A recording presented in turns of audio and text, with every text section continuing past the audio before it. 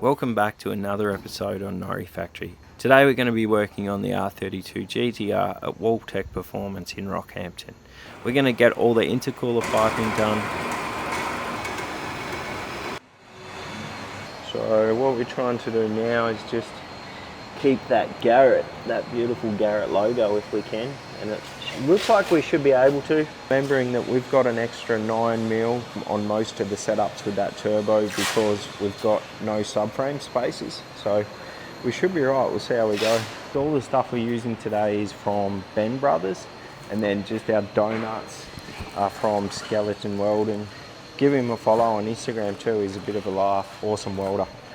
So the whole thing's looking awesome. Something I did just notice was our ceramic coating is lifting on the intake manifold, and I don't think it was the tape, because the tape was sort of run the other way and it doesn't look like tape, you know, it's sort of spread across. So I think I'm gonna have to remove it and get it redone, which sucks, but today we're not here for that.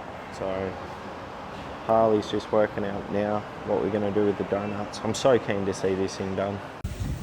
Okay, so get this bend on here, we're going to have to manipulate the AC line a bit, which is pretty good because Frenchie's Performance Garage make them so you can move them. So we're going to move this one down and flat, and then we're going to have a Hypertune clamp. Bit nerve-wracking. Whoop.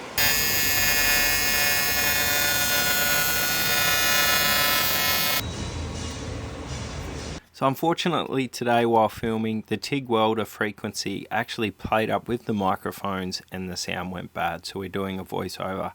In this sequence here you can just see us planning on how we're going to get the 3.5-inch aluminium intercooler pipe down through the factory position without having to cut any holes.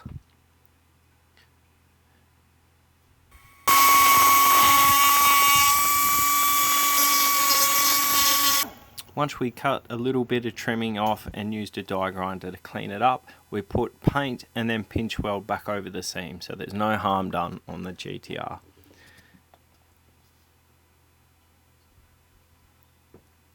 Once we got this pipe made, we test fit the Hypertune clamp, which brings us to the next bit, which we want to talk about the fitment using Mitch from Zolly Motorsports Hypertune clamp fitting tool, I guess you'd call it. Just making some straights for the side intercooler.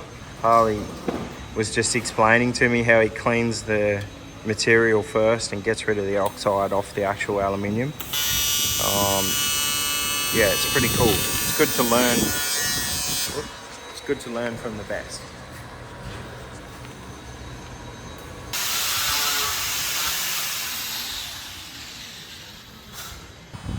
So we've had an absolute massive day here at Waltech Performance with Harley and the boys, and I can't thank them enough for what we've done to the car. It's been awesome.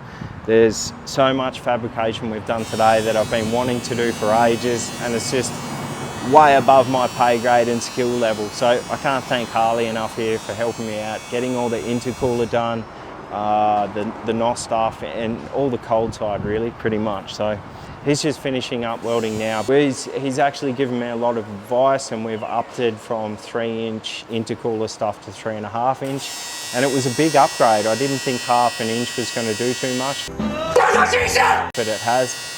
So I'm really keen to get this thing back to the shop and get it fired up. We're just waiting on Mitch now for the wiring loom, and he's absolutely flat out. So we're not waiting on him, sorry. We're waiting for him to do it. He's gone out of his way to help us with that PDM loom, so I can't thank him enough. He also sent down the jig tools for the Hypertune clamps. You need that jig tool to do it properly.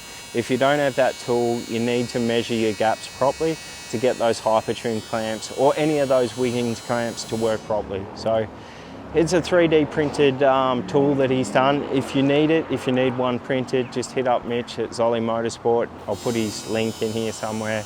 I'll also put Harley's Instagram page. Jump on there and check out what these boys do. It's cool to see it. Last one, bro. One more to do. So this is our last intercooler pipe on the cold side. So Harley's just doing the blow-off valve as well. We've gone up to a big boy Turbo Smart blow-off valve. So controversial topic. I know some of you guys don't run them. I believe when you got high horsepower, you run a blow-off valve, not because of the noise, they sound shit. In fact, you can't even hear them over the car anyway. If you use a blow-off valve, the benefits are it keeps the turbo spinning, so you got high turbo speed. When it closes, you got instant pressure again and higher response. So there you go. Much nicer on your turbo as well. You ask any turbo shop, they're going to tell you to run one of these. It's just all the surging and the back pressure, you don't need it. This is a big boy though. I can't believe how big it is. I hope it's not too big. I hope we make enough horsepower for it. Ben Brothers, yep, for all the bends. It was pretty good. I'm not overly happy with it, and I'll go into details on the members section. If you want to hear it, come and join. I'll go into all the products and shit, all the products and the tools and the parts that we use on this episode. Become a member, support the YouTube channel, and we'll discuss all these parts into detail, and I won't hold back on anything. I'll tell you the truth of what I think.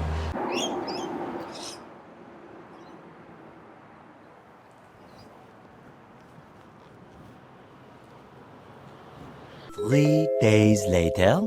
So we finally fitted the nitrous nozzle, which is just a 1/16 MPT bung. I did have to have a little bit of playing around with it though, because this Aeroflow bung was so long. When I put it in, or when Harley put it in for me, it only just got the nozzle just clear of our intake pipe, and I wasn't overly happy with that. I wanted it to be up, so you're going to get a good sort of 90-degree spray. This nitrous nozzle is called a 90-degree nozzle. It squirts in directly and then it sprays it. It hits this little cylindrical part in there and sort of sprays it 90 degrees. So that part was only just clear of our intake pipe. So what I had to do was cut it down and re-tap it, and now we're in a good probably 10-15 mil, which is perfect. I'm still going to bench test it just to see what it sprays like. Like, in all honesty, there's so much air moving through these pipes so quickly. As long as it sprays in there, it's going to spread and atomize itself anyway.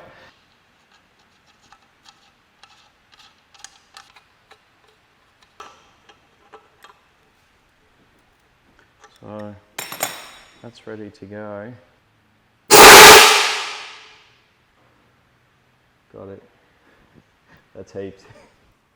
Obviously for the bench test there, I didn't have a nitrous nozzle jet in, so the jet will actually restrict that flow down to a horsepower rating. So I'm pretty sure this is like a 100 shot or their equivalent too. So that's our little nitrous jet there. Yeah.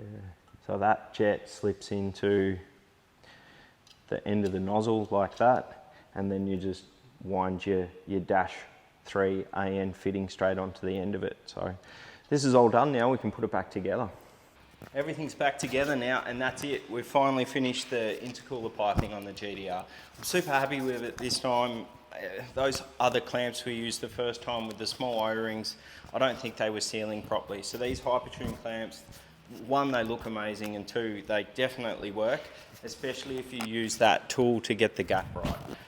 3.5 inch intercooler piping as well. That's going to add a lot more airflow. I didn't think 1/2 inch up from 3 inch was going to be that much of a jump, but it is, and I'm stoked that we did it.